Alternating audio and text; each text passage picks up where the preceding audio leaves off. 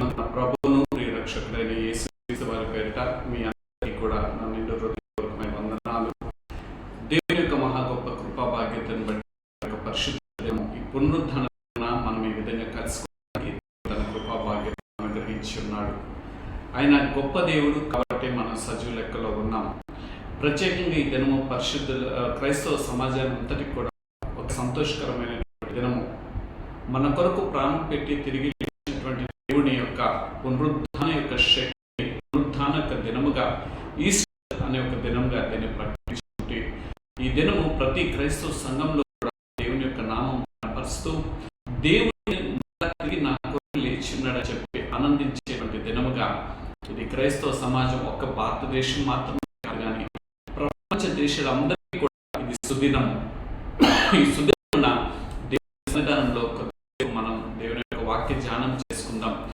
దేవుని యొక్క వాక్యం వెళ్ళే ముందుగా ఒక 2-3 విషయాలు చెప్పి నేను దేవుని యొక్క వాక్యంలోకి వెళ్ళాలని ఇష్టపడుతున్నాను. మనందరికీ తెలుసు, గత నెల మార్చి 24వ తారీఖున ఆత్మీయ సహోదరుడు పడగడాల ప్రవీణ్ కుమార్ గారి యొక్క యాత్ర ప్రారంభించి సమయం అంటే 24 రాత్రి అనగా కలశంలో 20వ తారీఖున తను యాక్సిడెంటల్ గా ప్రభుత్వం ప్రకటించింది. యాక్సిడెంటల్ కాదు, అక్కడ ఉన్నటువంటి ఒక మరణానికి, ఒక హత్యకు పూనుకున్నట్లుగా ఉన్నది. ఎందుకు అని మాత్రం కనుక ఆలోచన చేస్తే నాకు ఒక ఆలోచన, ఇది తప్పైతే దయతో మరణించాను, కానీ నా వైపు వేదనని ఈ దినం కూడా ఆ వేదన బట్టి నేను మాట్లాడుతున్నాను. ఎందుకనంటే ఆయన సేవకుడు మద్యం సేవించేవాడు అని చెప్పేస్తున్నారు. అంటే ఆయన సొంత క్యారెక్టర్, ఆయన యొక్క గుణాన్ని అది చుట్టూ చేసి మాట్లాడారు కాబట్టి తట్టుకోలేనటువంటి ప్రభావం. దీని గురించి ఏదైనా మాట్లాడితే ఆంధ్ర రాష్ట్ర ప్రభుత్వము మనుషులను అరెస్ట్ చేస్తున్నది. అంత మాత్రమే కాదు, వారి మీద అనేకమైన ప్రయోగాలు చేస్తున్నారు. ప్రయోగాలు చేయడం వల్ల ఉపయోగం లేదు. ఎందుకంటే నాయకమైన ముఖ్యమంత్రి గారు, నా యొక్క లోకల్ ఎమ్మెల్యే గారు, ఎంపీలు గారు, మేము మీకు ఓటు వేసి ఉన్నాను. ఓటు వేసినటువంటి వ్యక్తిని సేవ చేయటం కొరకే కదా. మీ సేవ చేస్తున్న సమయంలో ఒక ఓటు వేసిన వ్యక్తిగా మేము ప్రశ్నించవచ్చు కదా. ఆ అర్హత మాకు లేదా? ఓటు వేయడానికి వచ్చినప్పుడు మీకు ఏది కావాలని అడగండి, నేను మీ దగ్గరికి వచ్చి చేస్తాను అని చెప్పి మీ ఎమ్మెల్యేలు మాతో చెప్పి ఉన్నారు, మీ ఎంపీ గారు మాతో చెప్పి ఉన్నారు. కాబట్టి ఆ ఓటు వేసిన కలిగిన వ్యక్తిగా ఒక ప్రాధేయపడుతున్నాను, దయచేసి క్యారెక్టర్ని తక్కువ చేయొద్దు. ఎందుకు అనంటే మీరు ఇలా వారు అనంటే మీ వెనుకున్న వారు రాన్ని తీస్తారు. ఒక సేవకుడు వెళ్ళి సేవ చేస్తున్న సమయంలో ఆయన మద్యం సేవ వెళ్ళాడు అనంటే అది బాధ కలిగింది. రెండోదిగా చూసినట్లయితే ఇప్పటి వరకు ఒక టీ స్టాల్ కాలిపోతే మన భారతదేశ మన అభిమాన ప్రధాని గారు వెళ్ళి ఒక విమానాన్ని వేసుకొని వెళ్ళి ఆ చిన్న టీ స్టాల్కి ఒక పెద్ద భవనాన్ని నిర్మించి ఇచ్చున్నాడు. క్రైస్తవులు ఇంత పోరాటం చేస్తున్నారు కదా, ఈ పోరాటాన్ని ఒకసారి కూడా మన ప్రధాని గారు ఎందుకు స్పందించలేదు? ఆయన కూడా మేము ఎన్నుకున్నటువంటి కదా, అనగా మేము 10 సంవత్సరాల పై నుండి మేము పాలిస్తున్నాం కాబట్టి మమ్మల్ని ప్రశ్నిస్తే మేము ప్రాణం తీస్తామన్నట్టుగా ఉన్నదా? అనేక మంది, కొంతమంది కొంతమంది అధికారులు, జర్నలిస్టులు మాట్లాడుతున్నారు, ఇది ఏదో కేంద్ర ప్రభుత్వం నుండి జరిగిన ప్రోద్బలం అని. దీన్ని స్పందించడం నిన్న మాట్లాడుతున్నా, దయతో నా సొంత కాదు. ఒకవేళ లేకపోతే కేంద్ర ప్రభుత్వం స్పందించట్లేదు, ఈ దినం వరకు ఒక్క కేంద్ర మంత్రి అయినా దీని గురించి మాట్లాడి ఉన్నారా? కదా. మేము ఏ విధంగా ఆలోచించాలి దీని విషయంలో? ఒక్కసారి మా మనోవేదనని జ్ఞాపకం చేసుకుంటున్నాం. ఎందుకనంటే మీ యొక్క రాజ్యం నిత్యం కూడా ప్రార్థిస్తున్నటువంటి వ్యక్తులను మేము, మా బాగోగులు కూడా, క్రైస్తవుల యొక్క బాగోగులు కూడా చూడవలసిన బాధ్యత లేదు. ఓన్లీ మాత్రమే మా ఓటు ద్వారా కాబట్టి మిమ్మల్ని కూడా మేము అడగొచ్చు కదా. కాబట్టి దయచేసి జ్ఞాపకం చేసుకోమని కోరుకుంటున్నాను. మూడోదిగా గమనించినట్లయితే యూరోపియన్ యూనియన్ అనేది ఒక రకమైనటువంటి పరిస్థితి ఏర్పడింది. ఆ మాటలు ఫేస్బుక్లో, యూట్యూబ్లో ఎంతగానో అవి వైరల్ అవుతూ ఉన్నాయి. ఏమిటి అని అంటే, భారతదేశంలో క్రైస్తవుల్ని, ముస్లింని చాలా చులకన చేసి ఈ యొక్క ప్రధానమంత్రి గారు ఉదయం కలిసి వేసింది. ఎందుకంటే నా భారతదేశ ప్రధాని ఇంకొక దేశం వారు అంటున్నారు, కానీ వారితో కొంత సమ్మతించక తప్పట్లేదు. ఎందుకనంటే నిజంగా మన భారతదేశ ప్రధాని గారు ఒక స్పందన ఇచ్చుంటే అది ఎంతో బాగుండేది. ఈ దినం మన రాష్ట్ర ముఖ్యమంత్రి గారు కానీ, ఉప ముఖ్యమంత్రి గారు కానీ, ఇంకా ప్రతిపక్ష నాయకుడు జగన్ గారు కానీ మేము క్రైస్తవులకు తోడుగా ఉంటామని చెప్తున్నారు. ఈ దినానికి కూడా జగన్ గారు ఒక్క ఉన్నాము అని ఒక చిన్న ఊరటించినటువంటి పలకలేదు. ఇంకా ఎంపీ గారు ఆ యొక్క పరిచర్య చేస్తున్నప్పుడు, సర్వీస్లోకి వెళ్తున్నప్పుడు ఎవరు మాట్లాడినా ఏమి చేస్తున్నప్పటికీ కూడా వారిని అరెస్ట్ చేస్తున్నారు, ప్రయత్నం చేస్తున్నారు. అదేవిధంగా మా తరపున ఇంతకుముందు మా క్రైస్తవ సహోదరుడైనటువంటి కే పాల్ గారిని మేము మాట్లాడి ఉన్నారు. ఏంటి ఈయన ఒక ఫన్నీ క్యారెక్టర్, కానీ ఈ దినం మేము గర్వపడుతున్నాం క్రైస్తవులు. మా తరపున ఆయన హైకోర్టులో ఉన్నాడు. ఆయనే స్వయంగా ఆయన మాట్లాడుతున్నాడు. ఆగదు ఈ ప్రయాణం అని అనుకుంటున్నాం. ఎందుకంటే న్యాయం జరిగేంత వరకు ఇంకా ఆ పైన అంటే సుప్రీంకోర్టు లెవెల్లో, అదేవిధంగా ఇంకా ఇంటర్నేషనల్ లెవెల్లో వెళ్ళాలి. కొంతమంది అంటారు భారతదేశం జరిగితే బయట దేశాలకు ఏమిటి ఈ సంబంధం అని అంటున్నారు. న్యాయం జరిగిన ప్రపంచం ఒక సభ్యులుగా మనం ఈ ప్రపంచం మీద, భూమి మీద ఉన్నప్పుడు న్యాయం దొరికేంత వరకు పోరాటం చేయవలసిన బాధ్యత ఉంది కదా. కాబట్టి అనుగుణంగా క్రైస్తవ నాయకులు అనుకుంటున్న వారు ఎవరు కూడా దొరకట్లేదు. కానీ క్రైస్తవ తరపున చాలా చేసినటువంటి వారు ఈ వేళ్ళ మీద మాత్రమే కనిపిస్తున్నారు.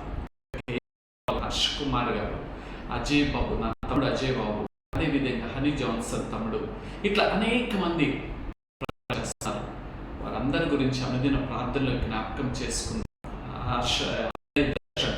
ఇలా కొంతమంది ఈ విధంగా కూడా కొంత క్రైస్తవులు వ్యతిరేక చేయడం కొరకు కొంతమంది సహోదరులు, వారు నా తమ్ముళ్ళే, వారు నా తమ్ముళ్ళే, కానీ ఎక్కడో చిన్న పొరపాటుకి వారు వెళ్ళిపోయి ఉన్నారేమో అని నేను అనుకుంటున్నాను.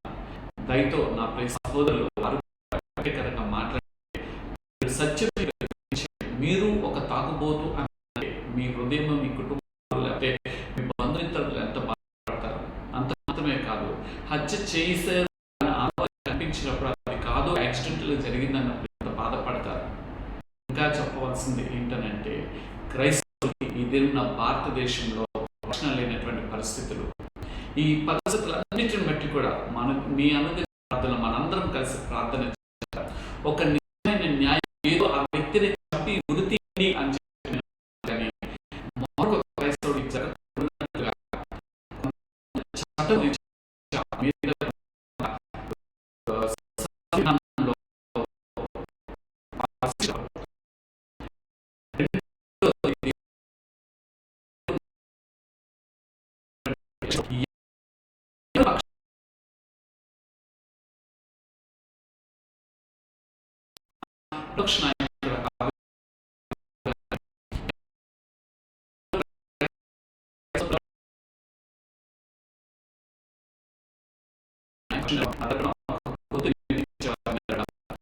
విషయంలో కూడా క్రైస్తవులు మంచి నిర్ణయం తీసుకోవాలి. కేవలం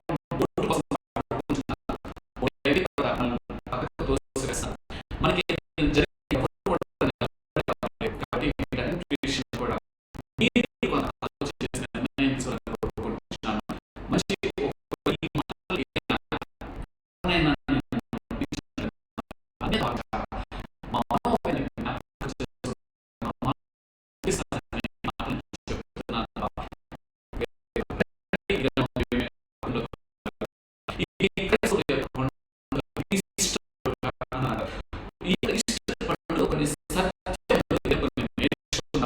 మనిషి దేవుడు ఇచ్చిన జవాబే అంత మనిషి మరణానికి దేవుడు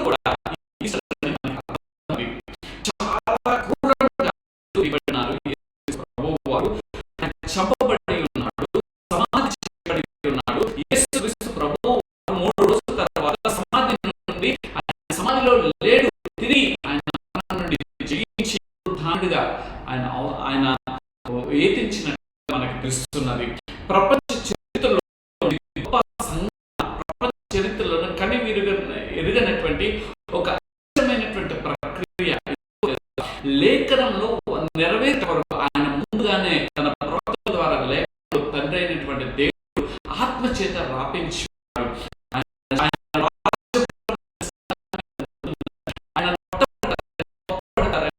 తిరిగి మూడో దినం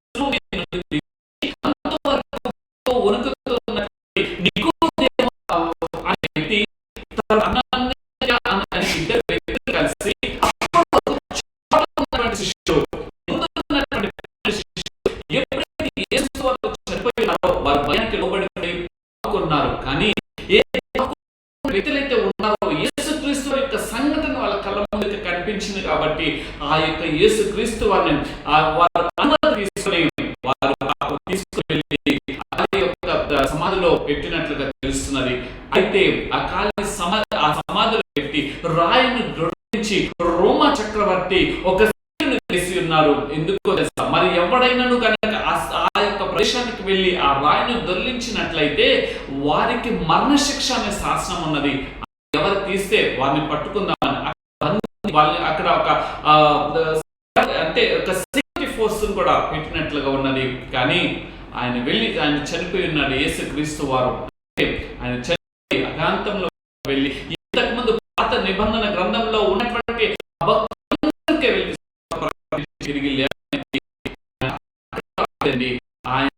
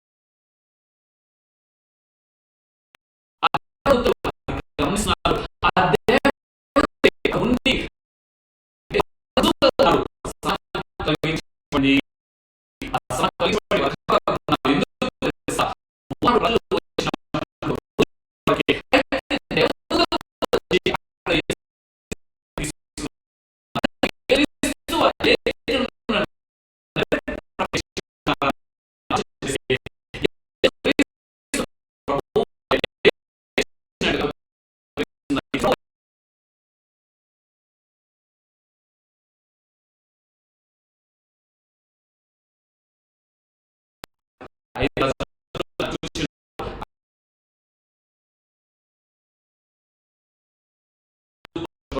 ఉన్నట్లుగా తెలుస్తున్నది. నా సహోదరు, నా ఈ మాట నీవు మనం గ్రహించవలసింది ఏంటంటే, యేసు క్రీస్తు లేఖనములు, పరిశుద్ధ లేఖన గ్రంథం మనకు సమీపిస్తుంది. అంటే ఆయన ముందుగా యేసుక్రీస్తు ప్రభువు ఎక్కడ ఆలోచన చేసినట్లయితే ఇప్పుడు మన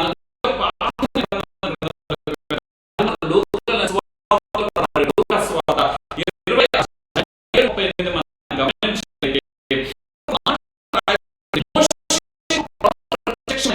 దేవుడు అంటే ఏమన్నారు ఆ మాట మరి నేను అబ్రహాము దేవుడను, ఇస్సాకు దేవుడను, యాకోబు దేవుడను, ఆయన దేవుడు అని ముందు దేవుడు ఆయన దృష్టికి అన్నును కూడా చేసినాడు.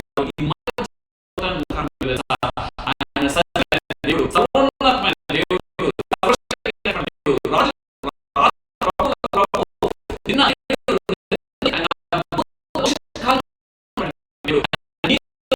ఒకవేళ ఈ శరీరం వెళ్ళిపోతుంది.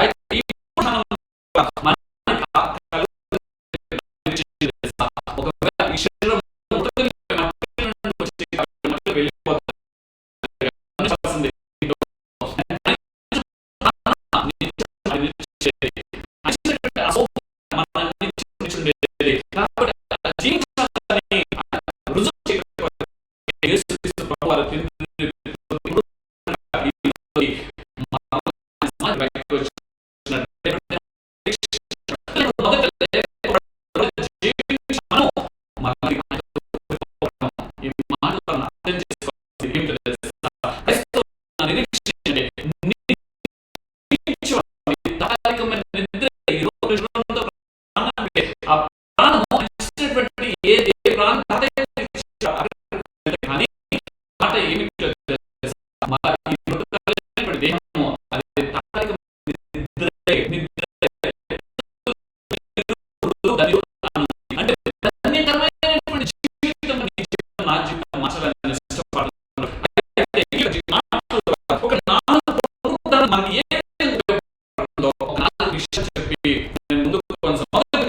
శాశ్వత జీవం ఆయన అనుగ్రహించడం వరకే ఆయన పునరుద్ధరించినటువంటి దేవుడు ఉన్నారు. క్రీస్తు పునరుద్ధరణ శాశ్వత జీవం అనేది మనకు లభిస్తుంది. అది మనం జీవిస్తుంది. ఆయన కొడుతున్నప్పుడు, ఆయన ఎంతగానో బాధిస్తున్నప్పుడు, క్రూరంగా బిహేవ్ చేస్తున్నప్పుడు కూడా యేసుక్రీస్తు ప్రభువు అన్నటువంటి మాట ఏంటి సార్? తండ్రి మీరేమి చేసిన క్షమించమన్నారు. ఎక్కడి నుండి వచ్చిందో తెలుసా? మరణ పునరుద్ధరణ ద్వారా పాపం మన పాపాలను ఆయన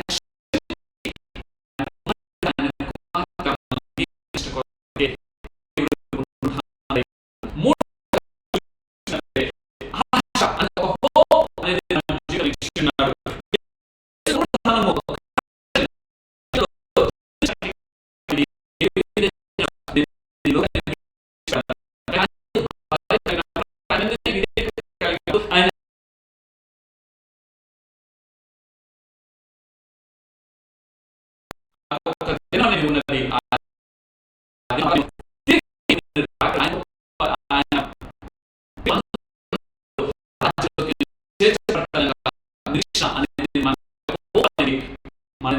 నాలుగోదిగా చూసినట్లయితే ఆయన పునరుద్ధరణ ద్వారా విజయం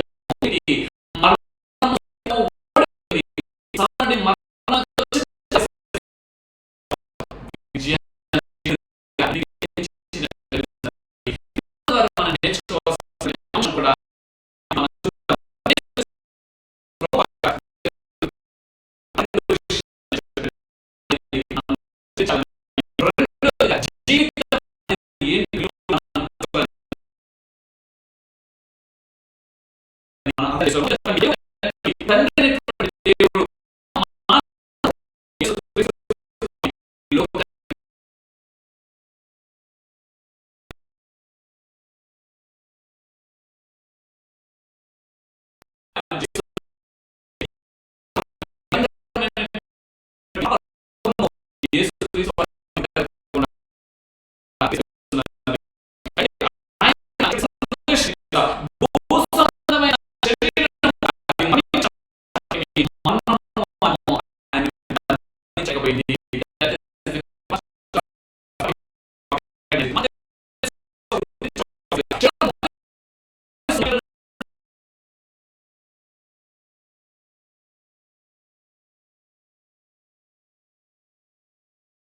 గుర్తించలేదు అని మనం గుర్తించాలి. సజీవుడు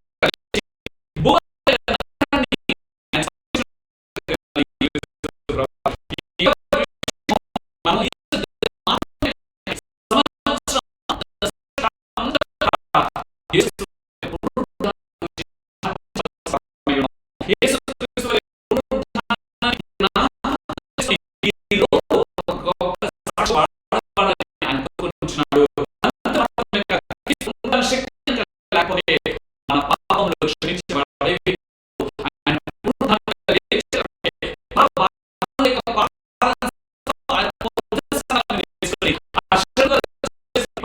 లేచాడంటే అక్కడ ఆయన విడిచిపెట్టి మళ్ళా దేవునితో పునరుద్ధరణగా లేచినట్లుగా మనకు తెలుస్తున్నది. మనం మరణం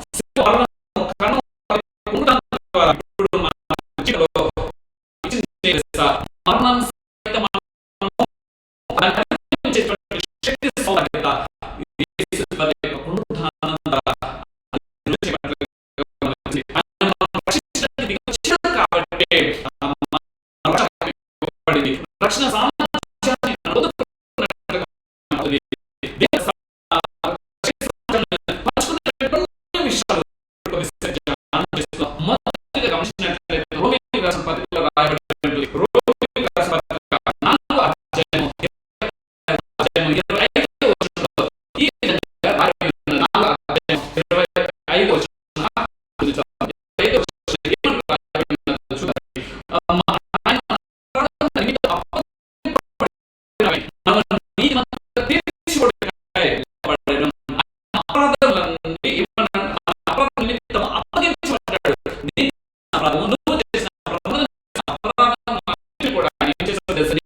అప్పగింపబడి ఉన్నాడు. ఆయన నీతిమంతులుగా మనల్ని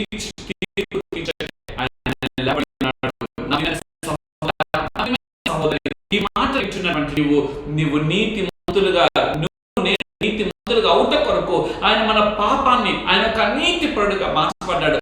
ఆయన ఒక దోషిగా నీతిమంతులుగా కార్పొరేట్ ఈ తీర్పు తీర్చేందుకు మనము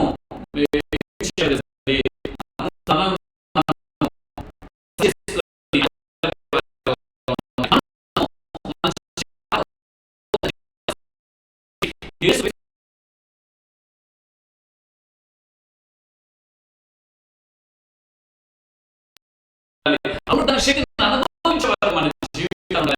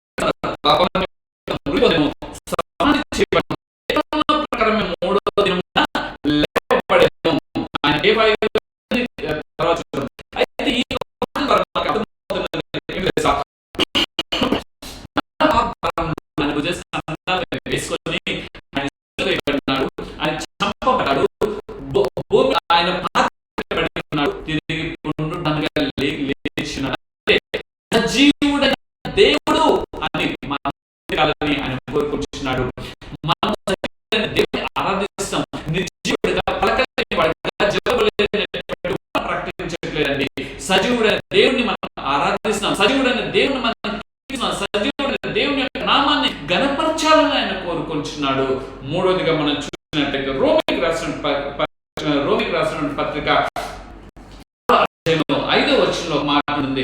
ఆయన 5వ వచనము 6వ అధ్యాయం 5వ వచనము మీరు పాపమునకు దాసులు పాప శరీరము నిరర్ధకమగునట్లు మన ప్రాచీన స్వభావము ఆయనతో వేయబడినని ఎరుగుదము. అక్కడ వచ్చినటువంటి మాట ఏంటంటే దేని కొరకు ఉంది మరణము మరియు ఆయన మరణ సాదృశ్యం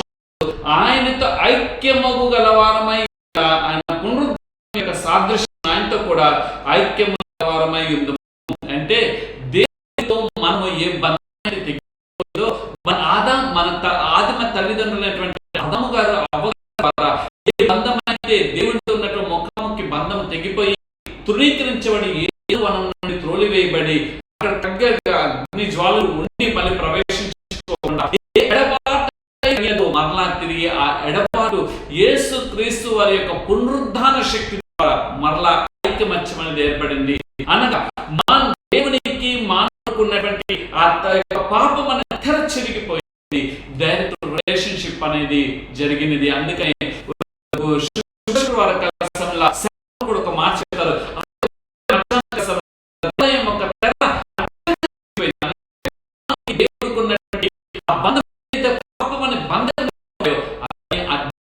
తెగిపోయినట్లుగా తెలుస్తున్నది.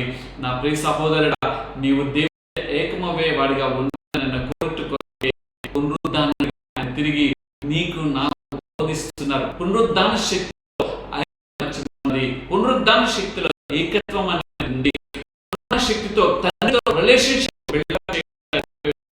అటువంటి పునరుద్ధాన శక్తి ద్వారా దేవునితో మమేకం అవ్వాలని కోరుకుంటున్నావా? నాలుగవదిగా చూసినట్లయితే అపోస్తలుల కార్యములు 4:33 వచనం ఏంటో తెలుసా?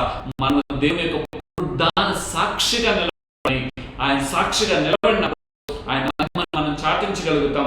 నీ జీవితంలో దేవుడు అనేకమైన కార్యములు చేస్తున్నాడు. నీ జీవితంలో దేవుడు ఎన్నో అద్భుతమైన కార్యాలు చేస్తున్నాడు. నీ జీవితంలో దేవుడు ఎన్నో ఆశ్చర్యమైన కార్యములు చేస్తున్నాడు. అయితే ఆశ్చర్య కార్యములను, అద్భుత కార్యములను, పాప పీడితులుగా ఉన్నటువంటి మనల్ని పాపం నుండి విమోచన అనుగ్రహించి ఆయన పునరుద్ధాన శక్తి చేత నన్ను ఆయనంతా ప్రోత్సహిస్తున్నాడు. ఎట్లా తెలుసా? ఆయన సాక్షిగా నిలబడటం కోసం. అందుకని అంటాడు ఆయన శిష్యులు, మీరు సర్వలోకానికి వెళ్ళి సర్వ సృష్టికి నా సువార్తను ప్రకటించడి. ఈ దేవుని సువార్త ఇది దినం మాత్రం కాదు, కానీ పూర్వదిన ఆది అపొస్తలుల కాలంలో నుండి ప్రారంభించబడినటువంటి బంధకములు ఈ దినం కూడా ఉన్నాయి. ఈ దినం ఇంకా మితిమీరిపోయి ఉన్నాయి. అయినప్పటికీ కూడా దేవుడు తన సువార్తను ఏ విధంగా ప్రకటించుకోవాలో ఆయన ప్రకటించుకున్నాడు. దేవుని సువార్త ఏ విధంగా ఇతరులకు తెలియచేయాలో ఆయన కోరుకుంటున్నాడు. దేవుని సువార్త ఏ విధంగా మనుషులకు ప్రకటించబడాలో ఆయన ప్రకటించాలి ఇష్టపడుతున్నాడు. దేని ద్వారా తెలుసా? నీవు దేవుని కొరకు ఏదైతే ఆ పునరుద్ధాన శక్తిలో నేను సజీవుణ్ణి అని యేసుక్రీస్తు ప్రభువారు నెరవేర్చుకున్నారో, సజీవు అని ఏ విధంగా అయితే ఆయన బలపరుచుకున్నారో ఆ యొక్క సాక్ష్యము మనం ఈ లోకాన్ని చాటించేవారుగా ఉండాలని ఆయన కోరుకుంటున్నాడు. నాలుగవదిగా చూసినట్లయితే ఐదవదిగా చూసినట్లయితే యోహాను సువార్త 11:25-26 వచనాలు చూస్తే అక్కడ 3 పదాలు కనిపిస్తున్నాయి. పునరుద్ధానం ద్వారా జీవము అనేది కలిగినట్లుగా కనిపిస్తుంది.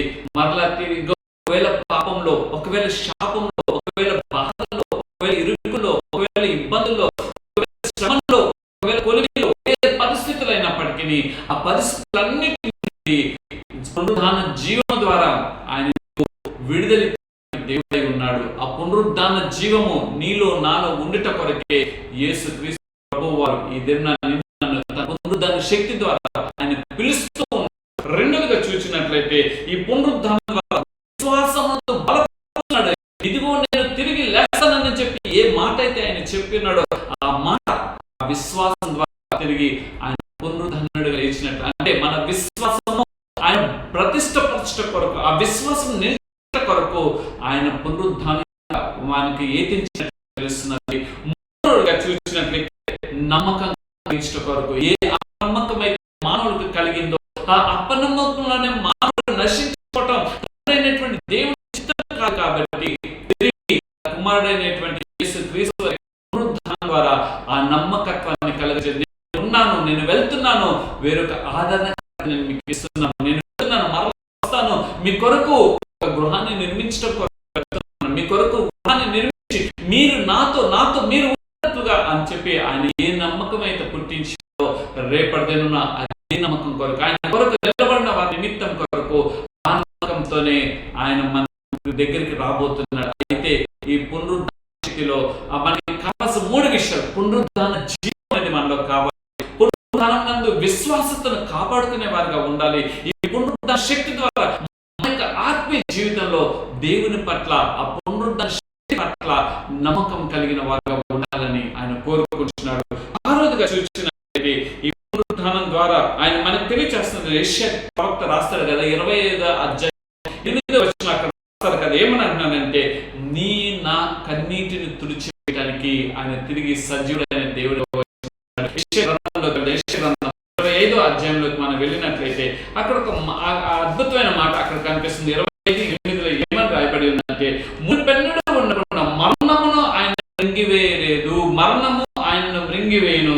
ప్రభువు యెహోవా ప్రతి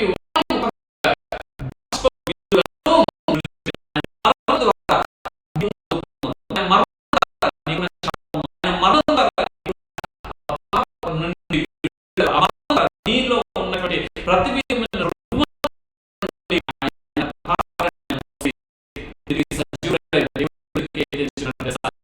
మతి బాష్ప బిందువును తుడిచి ఆయన ఉన్నాడు. అందుకని ఆయన భూమి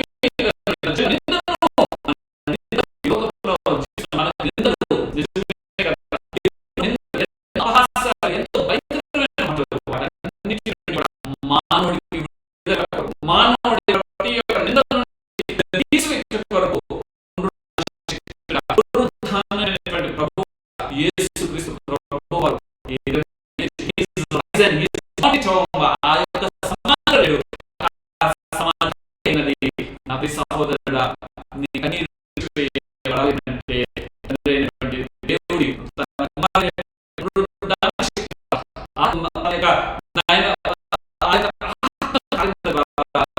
శక్తిని పొందుకుంటాం. ఈ పునరుద్ధరణ శక్తిని అనుభవించే వారు మనం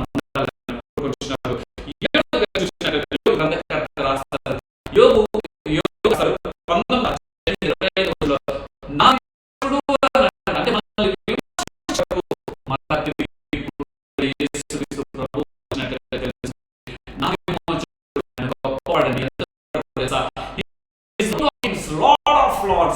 రాజులకు రాజు, ప్రభువులకు ప్రభు, పాపమును తుడిచివేయి పునరుద్ధరణ శక్తిని అనుభవించేటువంటి గొప్ప శౌర్యం కలిగినటువంటి మన ఆ విమోచకుడు మనల్ని విమోచించడం కొరకు నన్ను పిలుస్తున్నాడు. పునరుద్ధానుడైనటువంటిది యేసుక్రీస్తు ప్రభు వారు ప్రేమతో పిలుస్తున్నప్పుడు ఆ ప్రేమను గుర్తిస్తున్నావా? విమోచకుడు అని గ్రహించగలుగుతున్నావా? నీవు ప్రయత్నించే వాటిలైతే కొంతవరకే నువ్వు ముందుకు కొనసాగుతావు, కానీ ఆ పునరుద్ధరణ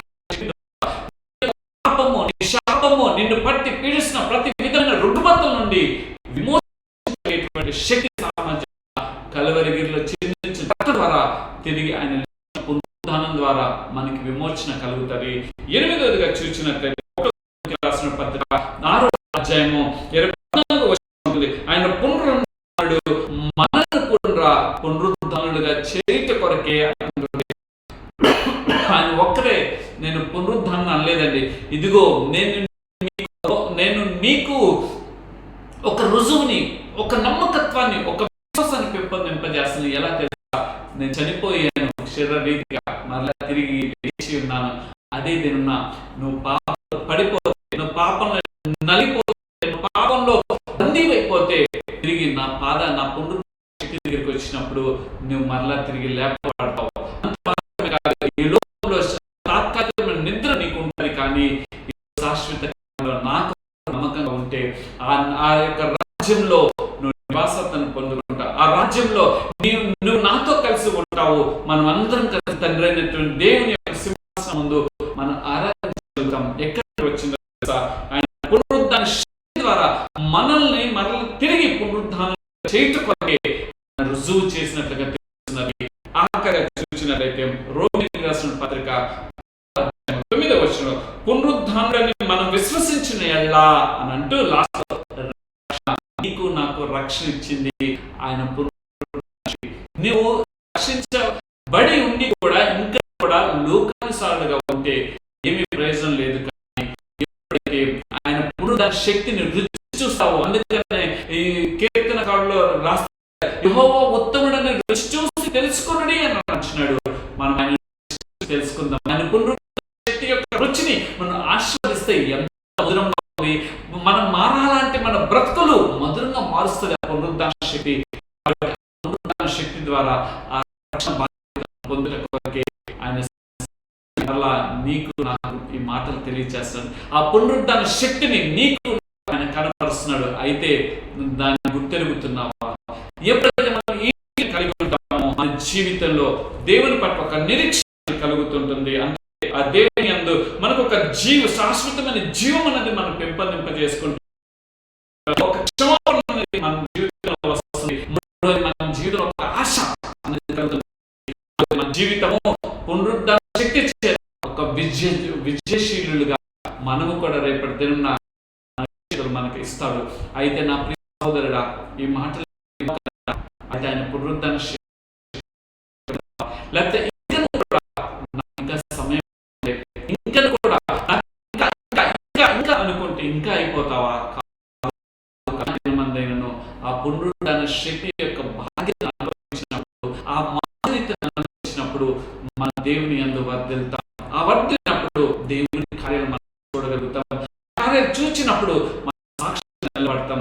ఆ సాక్షి నిలబడినప్పుడు ఆ నిత్య మనం మార్చుతాం. ఆ రాజ్యం నీకు నాకు ఇవ్వటం పునరుద్ధానుడైనటువంటి దేవుడు ప్రేమతో సరిచేసుకోవటానికి మనం సరిచేసుకొని ఆ శక్తి బాధ్యతను మన జీవితాన్ని అనుభవిస్తూ ఆయన మహిమ కొరకు సాక్షిగా నిలబడదాం. గొప్ప కృప భాగ్య దేవుడు మనందరికీ దయచేయను కాక. చిన్న ప్రార్థన చేసుకుందాం. సర్వోన్నత సర్వశక్తిమంతుడా గొప్ప ప్రేమ తండ్రి, మీ ఘనమైన నామానికి స్తుతిస్తూ ఈ దినమున మీరు మా కొరకు ప్రాణం పెట్టి తిరిగి లేచారు. సమాధి చేయకపోయింది. రోమ సామ్రాజ్యం మీరు ఎక్కడ వస్తారేమో అన్న ఉద్దేశంతో రాయి శాసనం వేసి పెట్టి ఉన్నారు. ఏ శాసనాలు కూడా మిమ్మల్ని ఆపలేకపోయినాయి. ఎందుకంటే దేవుడి మరణం